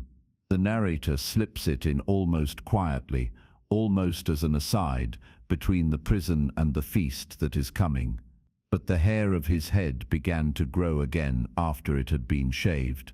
But, that word again, the same word that appeared in the angel's announcement to Manoah's wife, you are barren, but you shall conceive and bear a son. Everything on one side of the word, and what God is about to do on the other. The hair began to grow. Not the hair grew back. Not Samson's strength was restored. Just the hair began to grow. It is a beginning. A quiet, invisible beginning. In the dark of the prison, in the grinding of the mill, in the blindness and the chains, something is beginning. Hope does not announce itself. It does not come with trumpets or earthquakes or the rushing of the Spirit. It just begins, quietly, in the dark, a millimeter at a time. The Nazirite vow is returning, not because Samson has repented, not because he has prayed or fasted or made any declaration. His hair is growing because hair grows, because God, who placed the vow on him before his birth, has not revoked the calling, because the gifts and the calling of God are, as Paul will write centuries later in a letter to Rome, irrevocable, not earned, not contingent on perfect faithfulness, irrevocable. The hair began to grow. The Philistines do not notice. They are not watching the prison. They are celebrating. The lords of the Philistines gather to offer a great sacrifice to Dagon their god. The feast is enormous. The text says the lords and all the people are there, 3,000 men and women on the roof alone, watching from above. The great temple of Dagon, with its massive pillars holding up the roof, packed with the most powerful people in the Philistine world. They are giving thanks. They are celebrating a victory, and the god they are thanking is Dagon. Dagon was the grain god of the Philistines, a deity of agriculture and fertility, of the harvest and the abundance of the earth. His temples were significant structures, important enough that his name appears in place names across the region. The lords of the Philistines are not offering a casual sacrifice. This is a major religious event, a national celebration, and the reason for the celebration is Samson. Our God has given Samson, our enemy, into our hand, the ravager of our country, who has killed many of us. They are praising Dagon for what happened in the valley of Sorek. They are attributing to their god the capture of the man who burned their fields and killed their people and carried their gates to Hebron. This is their theology. Dagon has won. The God of Israel has been defeated. The evidence is in the prison, blind and grinding grain. Their hearts are merry. The text says this explicitly: when their hearts were merry, they are happy. They are relieved. 20 years of living under the shadow of one man, and now he is blind and chained in Gaza, and they can celebrate. They call for Samson. Call Samson, that he may entertain us. Entertain. The word suggests performance, something to amuse the crowd, to add to the celebration, to let the people see with their own eyes the man who terrorized them, now reduced to a spectacle. They want to look at him. They want to see what he has become. He is brought from the prison. A young man leads him by the hand. That detail: a young man leads him by the hand. The man who tore lions apart with his bare hands, who snapped ropes like thread, who carried city gates on his back, being led by the hand through a crowd. The crowd is shouting when they see him, praising Dagon, mocking Samson. 3,000 people on the roof, looking down at the blind man being led through the temple. He is placed between the pillars. The great temple of Dagon would have been built around central pillars, massive stone columns that bore the weight of the roof structure. The roof itself, where 3,000 people are standing, rests on these pillars. Everything above depends on what is below. Samson speaks to the young man leading him. Let me feel the pillars on which the house rests, that I may lean against them. He wants to feel the pillars. The young man leads him to them. Samson reaches out his hands, his right hand on one pillar, his left hand on the other. And in the dark, in the blindness, in the chains, in the humiliation, surrounded by 3,000 people who are celebrating his destruction and praising the God they believe has defeated his God, something is forming in him. He prays, "O Lord God, please remember me, and please strengthen me, only this once, O God, that I may be avenged on the Philistines for my 2 eyes." Let me stay with this prayer for a moment. It is not a beautiful prayer. It is not a prayer of repentance, though repentance may be somewhere in it. It is not a prayer of surrender or consecration or worship. It does not begin with praise. It does not acknowledge God's holiness or goodness or faithfulness. It does not confess Samson's failures or ask for forgiveness for the broken vow or express sorrow for the 20 years of recklessness. It is a broken man asking for one more thing. Remember me. Strengthen me. Let me be avenged for my 2 eyes. The word for remember in Hebrew is zakar, and it is one of the most significant words in the entire Hebrew Bible. When God remembers someone in the Old Testament, it is never a passive act of recollection. It is an active turning toward. When God remembered Noah, he sent the wind to dry the flood. When God remembered Rachel, he opened her womb. When God remembered his covenant, he acted on it. Zakar is the word for a God who does not merely recall but responds, "Remember me." Samson is not asking God to think of him fondly. He is asking God to turn toward him, to act, to be present in the way he has been present before, the way he was present in the vineyard and at Ashkelon and at Lehi. He is asking for the Spirit to rush one more time, only this once. There is something in those words that sounds like humility, or perhaps like a man who knows he has no right to ask for more than once. He has spent his strength. He has broken the vow. He has given away the secret of his consecration. He is not asking for restoration. He is asking for one moment, one final movement of the Spirit through his broken life. For my two eyes, he names his loss. He does not pretend it does not hurt. He does not dress his prayer in noble language about delivering Israel or fulfilling his calling. He says, "For my eyes, the thing they took from him, the thing that was for his entire life, the instrument of his undoing, his eyes, and now they are gone." And he wants one act of justice for what was done to him. It is a very human prayer. It is not the prayer of a saint. It is the prayer of a man at the end of everything, with nothing left to offer except his two empty hands on two stone pillars. And God answers it. He answers it. This is the thing that has stayed with me longest in this story. Not the strength at Lehi, not the gates of Gaza, not even the birth announcement in the field. This that God answers this prayer, this imperfect, partial, grief-driven, not quite repentant prayer from a man who has spent his life breaking everything God gave him. God hears it, and God moves. The Spirit of the Lord rushed upon him. One final time, Samson leans into the pillars, his right hand on one, his left hand on the other, and he says the last thing he will ever say, "Let me die with the Philistines. Let me die with the Philistines." It is not a prayer of self-preservation. It is not a desperate last attempt to escape. He is not trying to survive this. He knows what he is about to do, and he knows it will kill him, and he does it anyway. He has made his peace with the cost. He pushes, with all his strength, with the strength that has been returning with his hair, with the strength the Spirit has just rushed into him one final time. He pushes, and the house falls. The pillars crack, the roof shudders.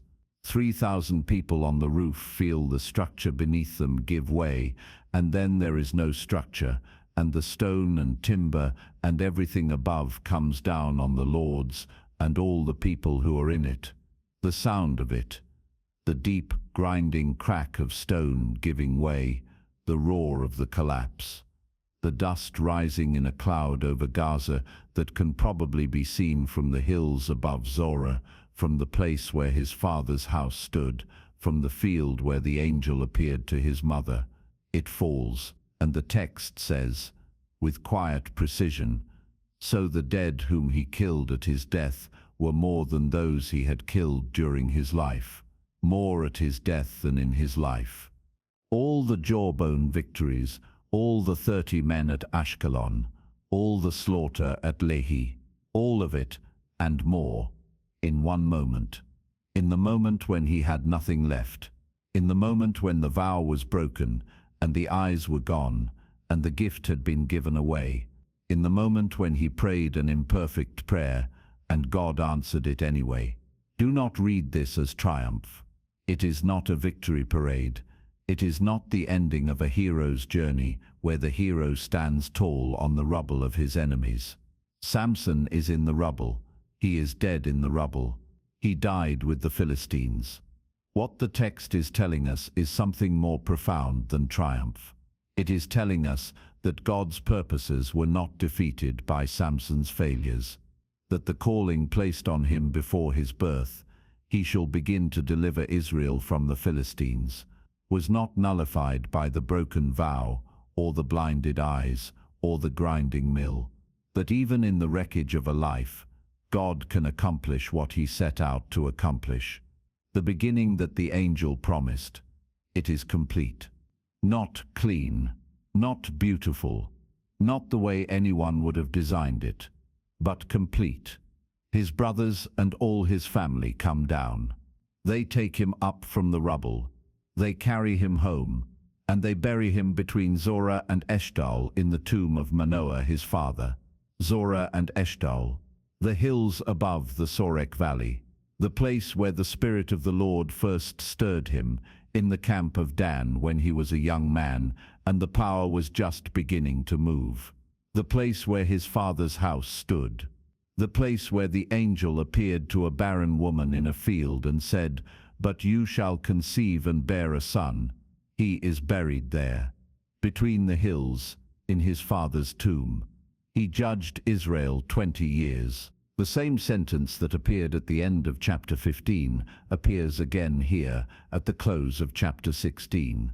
20 years. It is both his epitaph and his legacy. Not a great victory, not a unified nation, not the full deliverance of Israel from the Philistines that will come later through Samuel, through Saul, through David, but 20 years of being the one who stood between Israel and complete subjugation. 20 years of the Philistines, knowing that somewhere in the hill country of Judah there was a man they could not simply crush. 20 years of the Spirit moving through a cracked vessel. Now, let me step back from the story for a moment, not away from it, just back far enough to see the whole shape of it. From the field where the angel appeared to the rubble of the temple of Dagon, from the barren woman whose name we never learned to the blind man, whose name became a byword for both strength and weakness, from the first stirring of the Spirit in the camp of Dan to the final rushing of the Spirit between two stone pillars. What is this story? It is not, I think, a story about the dangers of lust. Though the dangers are real and the story demonstrates them clearly, it is not a morality tale about keeping your promises or not telling your secrets to untrustworthy people. Though both of those things are true, it is a story about what God does with what he has. God did not choose Samson because Samson was the most qualified candidate. He did not choose him because Samson was going to be faithful or disciplined or wise. He chose him before Samson existed, before Samson could demonstrate anything. He placed his spirit on a child who had not yet drawn breath.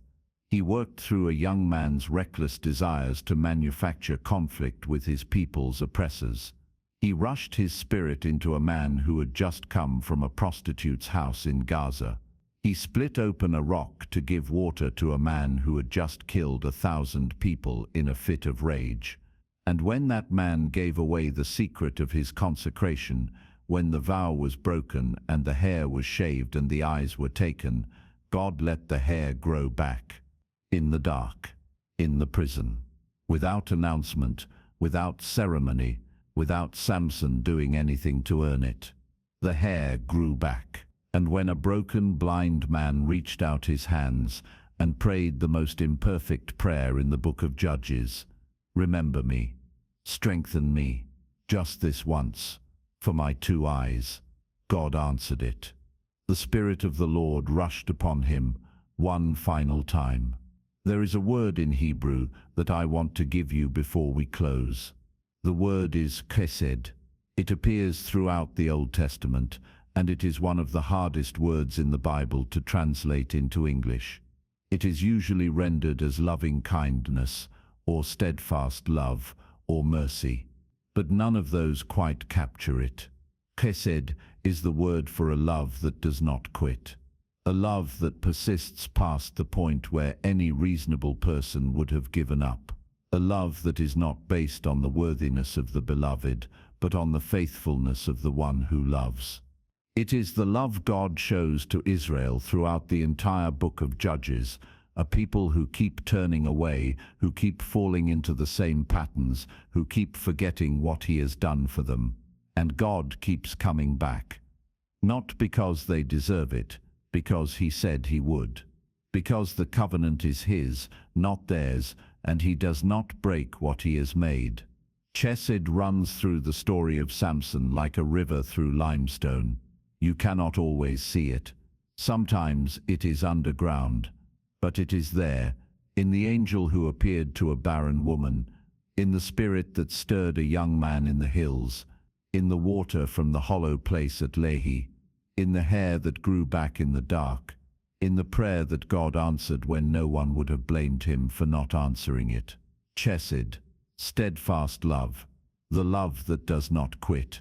And I want to say something now, not as a narrator, but as someone who has lived with this story for a long time and finds it, against all odds, one of the most hopeful stories in the Bible.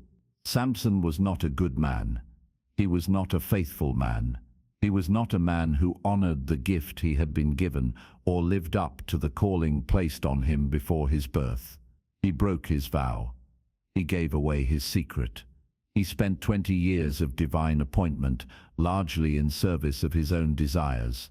He was, in many ways, a cautionary tale, and God used him anyway.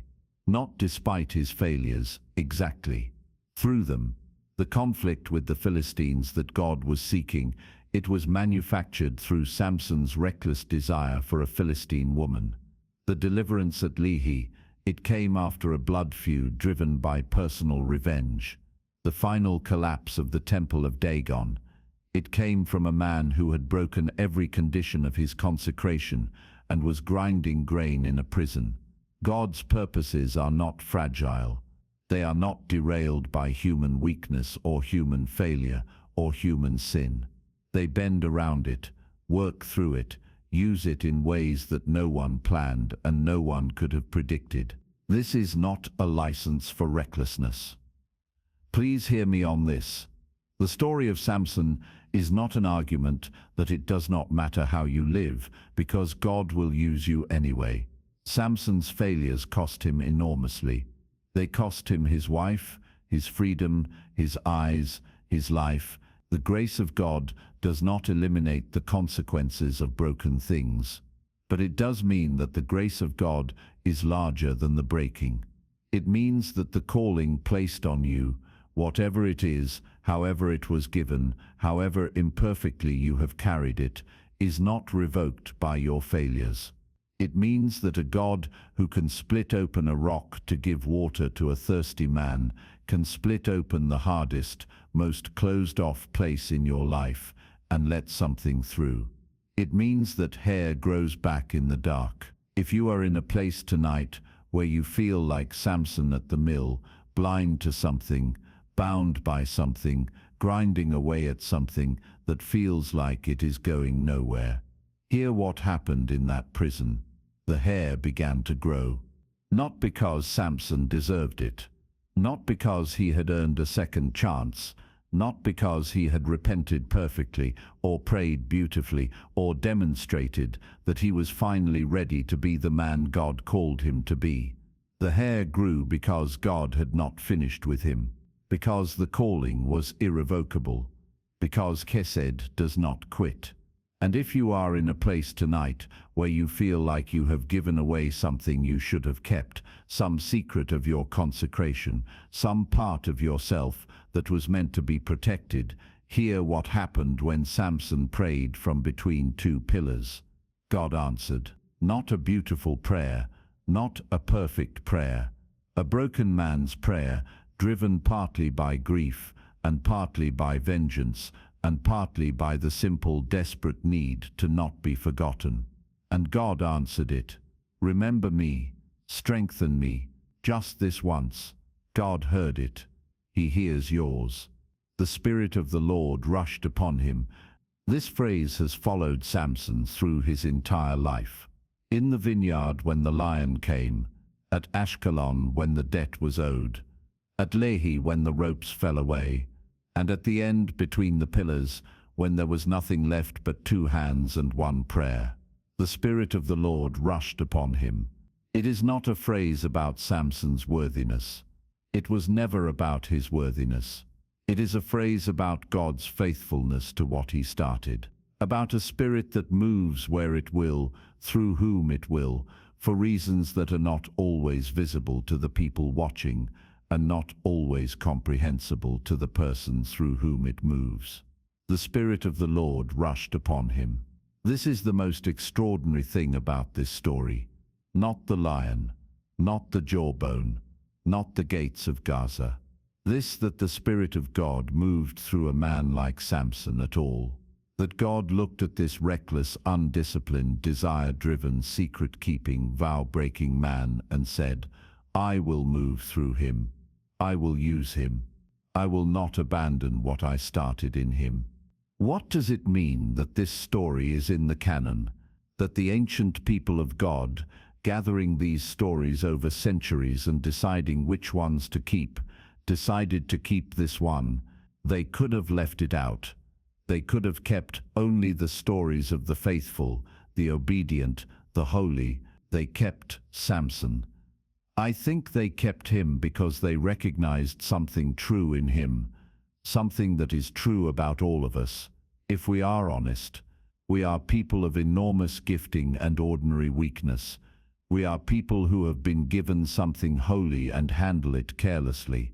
We are people who keep secrets until the wrong person asks the right question.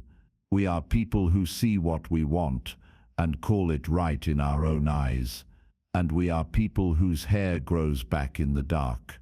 We are people God does not abandon. We are people the Spirit rushes upon, not because we have earned it, but because God made a promise over us before we were born, and He does not break what He has made. Remember me, He does. The hills above Zorah are still there, the limestone heights above the Sorek Valley, where a barren woman walked in a field, and an angel appeared to her, where a young man felt the Spirit stirring in him for the first time, where a family buried their son in the tomb of his father, between Zorah and Eshtaol, in the shadow of the hills. The tomb is quiet now, has been quiet for 3,000 years. But the story is not quiet. The story is alive in the way that all true stories are alive. It keeps finding people who need it. People who are grinding at the mill in the dark. People who have given away something they should have kept. People who are praying imperfect prayers from between stone pillars, asking to be remembered just this once. The story finds them. The way the angel found a barren woman in a field, unexpectedly, in an ordinary place, with words that begin with I know and continue with but. You are barren, but you shall conceive and bear a son. You are blind, but the hair is growing. You are in the dark, but the Spirit is not finished with you. The Spirit of the Lord rushed upon him. Let that be the last thing you carry tonight. Not the failures, not the broken vow, not the mill or the chains or the gouged out eyes. Let it be this, that the Spirit of God moved through a man like Samson, and that the same Spirit is not done moving. Through broken things, through cracked vessels, through imperfect prayers prayed by people who have nothing left to offer except their hands and their need. The Spirit of the Lord, rushing still.